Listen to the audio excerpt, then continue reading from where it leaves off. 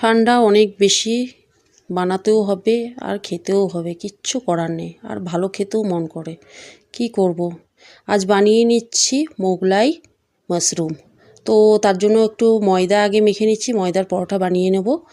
হ্যাঁ, আর ময়দাতে মিলিয়ে দিচ্ছি নুন, তেল। আর ময়দাটা তুমি মাখবে সবাই তোমরা দিয়ে দুধ দিয়ে, তাহলে দেখবে সফট হবে, অনেক ভালো হবে। দিয়ে এটা রেস্টের জন্য রেখে দেবো আধা ঘন্টা, দিয়ে ওটা ছেড়ে দেবো। আমি তারপর মাশরুম কাট করে নিয়েছি।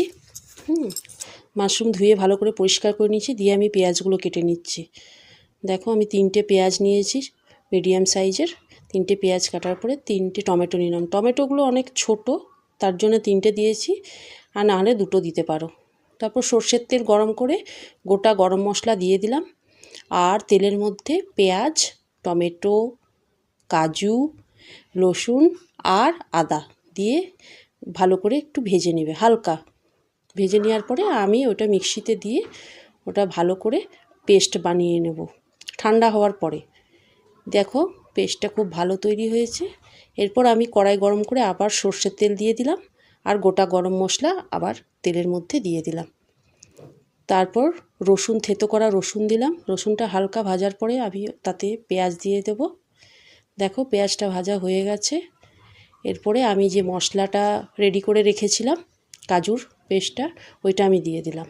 দিয়ে ওটা ভাজার পরে যখন দেখবে তেল বেরিয়ে আসছে, তখন শুকনো মশলাগুলো দিয়ে দেবে, যেমন নুন, তারপর জিরে, ধনে, হলুদ গুঁড়ো, অল্প হলুদ দেবে, আর লঙ্কার গুঁড়ো, আর কাশ্মীরি রেড চিলি পাউডার দিয়ে দিও একটু কালারের জন্য, ভালো লাগবে দেখতে। ঠিক আছে, তারপর একটু গোলমরিচ গুঁড়ো দিও। তারপর ওটা ভালো করে মশলাটা রেডি হয়ে যাওয়ার পরে আমি তাতে দিয়ে দিচ্ছি ভেজে রাখা মাশরুমগুলো। দেখো মাশরুমগুলো দিয়ে ভালো করে নাড়াচাড়া করে আমি ওর মধ্যে দিয়ে দেব কসুরি মেথি, দুধ দিয়ে দেব।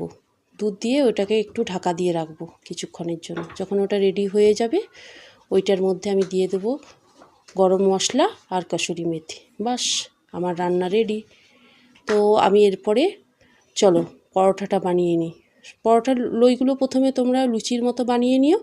লুচির মতো বানিয়ে অল্প অল্প তেল দিয়ে ওপরে আটা ময়দা দিয়ে অল্প অল্প দুধ সবগুলো একটার পরে একটা দিয়ে সব এক মিক্স করে তারপর বেলে নেবে বড় করে বেলে নেওয়ার পরে সেকে তেল দিয়ে ভালো করে সেকে আর রেখে আর এমনি করে হাত দিয়ে চেপে দেবে চারিদিক থেকে। দেখো আমার ময়দার পরোটা রেডি। আর একটু সঙ্গে মাশরুম নিয়ে নিলাম। বাহ, দেখতে খুব ভালো লাগছে, লোভনীয়। দেখো একবার খেয়ে কেমন